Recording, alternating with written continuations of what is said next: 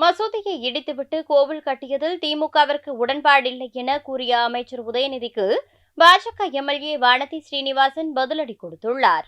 அமைச்சர் உதயநிதி இன்று செய்தியாளர்கள் சந்திப்பில் ராமர் கோவில் திறப்பிற்கோ அல்லது மத நம்பிக்கைக்கோ திமுக எதிரானவர்கள் இல்லை எனவும் அங்கிருந்த மசூதியை இடித்துவிட்டு கோவில் கட்டியதால்தான் அதில் உடன்பாடில்லை என தெரிவித்திருந்தார்.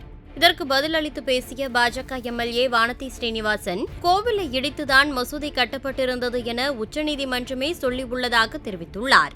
மேலும் இடிக்கப்பட்ட இடத்தை உரியவர்களிடம் ஒப்படைப்பதுதானே நியாயம் எனவும் அந்த இடத்தை கோவிலுக்கு உச்சநீதிமன்றம் கொடுத்திருப்பதாக அமைச்சர் உதயநிதிக்கு பதில் தெரிவித்துள்ளார்.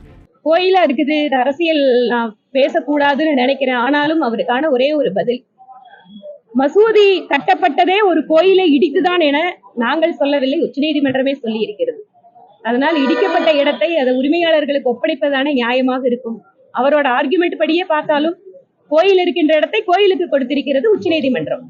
அதனால் அவருடைய தகப்பனார் நேரில் கூட அழைப்பிதழை வாங்க மறுத்துவிட்டார். ஆனால் திராவிட முன்னேற்ற கழகத்தினுடைய அரசியல், மகனுடைய அரசியல் ஒரு வழி, மனைவியினுடைய அரசியல் வேறு வழி. அம்மையார் அவர்கள் திருமதி ஸ்டாலின் அவர்கள் அழைப்பிதழை பெற்றுக் கொண்டு வருவதாக உறுதியளித்திருக்கிறார்கள். திரு உதயநிதி மட்டுமல்ல, அந்த இயக்கத்தில் இருக்கக்கூடிய ஒவ்வொருவரையும் நாங்கள் அழைக்கிறோம். செய்திகளை உள்ளது உள்ளபடி தெரிந்து கொள்ள ரெஃப்ளெக்ட் நியூஸை சப்ஸ்கிரைப் பண்ணுங்க.